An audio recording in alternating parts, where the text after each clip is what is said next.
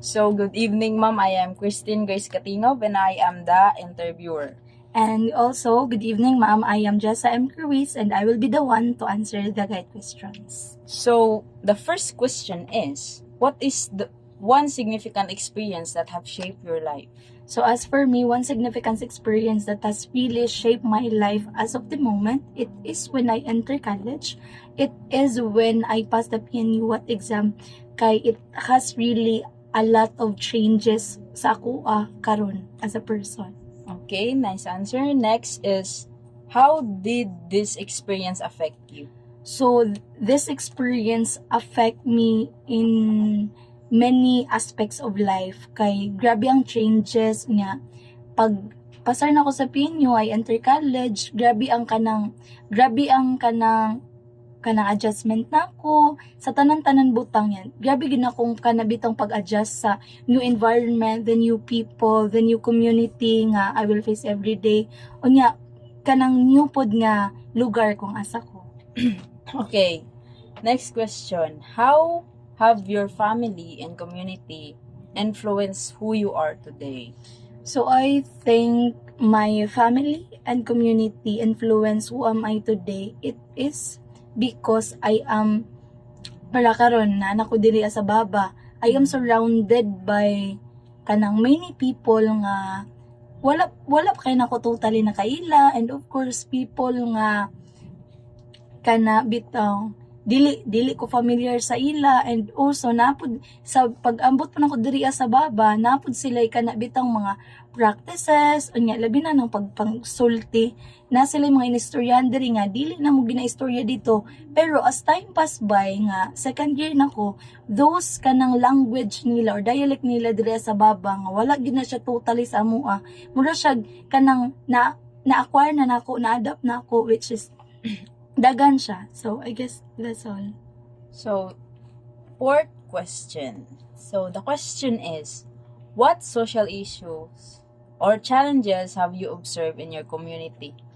I guess diri sa baba as of the moment kay this way, I will consider this as my bitang temporary community kay diri man ko kanang puyo pa karon, diri pa biya ko nagstay.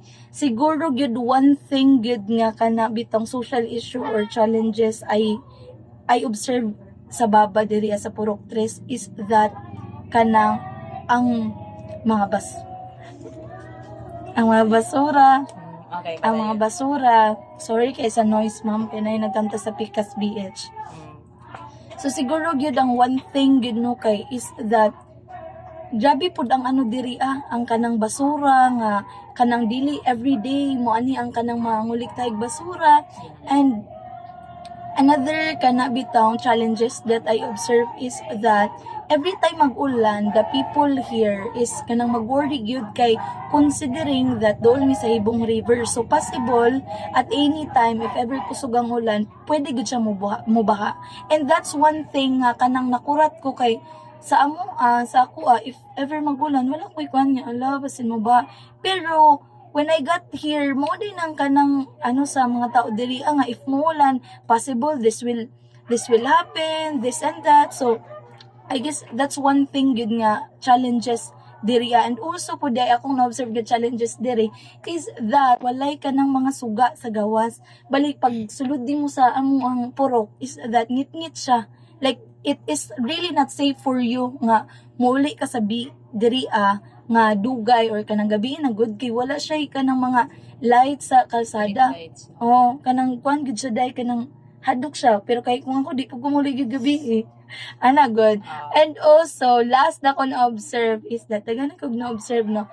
Siguro last na ko na observe is that ang kalsada pasulod diri kay grabe jud, wala gyud na mura gyud kag naa ka sa roller coaster ride. Siguro yun na. Tama. So, next, what important lesson have you learned from your experience? As for me, I really have a lot of important lesson na learn sa akong experiences no kay kanang I learned nga kaya din ako mo live independently because it was my first time away from my parents, kaya na sila sa Agusan del Norte and na ako dili sa Prosperidad Agusan del Sur, and ako ra isa, and it was my first time gyud nga to live independently, kanang ikaw na lang gyud bitaw mag-decide sa imong self, and you will be the one to budget your allowances. Kanang that's one thing gyud also nga kanang bitang na-realize na ko nga ay kaya man puday na ko nga ako ra isa, pero of course together with the support of my parents, ana gyud.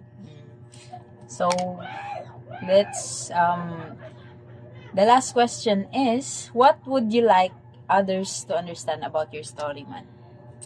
Siguro sa ako, I want others to understand my story by kana bitong it is okay for you nga to place yourself in a place nga you don't know anything, nga it is okay for you nga mato ka sa lugar nga ikaw lang good bitaw, pero kay at the end na at the end of the day and sa process you will learn on how to really live alone to survive, nga kanang makibagay ka sa community, you will to adapt, you will to adjust kung unsang nasa ila, you will to adjust so that you can survive. Siguro that's one thing also nga I want others to understand my story, especially kanang mga incoming first year nga kaya gid nila mo live alone, nga mo go out sa ilang comfort zone, kaya gyud na nila nara na sa unang di, pero at the end of the day kaya ra gyud kay kadugayan process ra man gyud nimo ug maka-adjust ra gyud ka.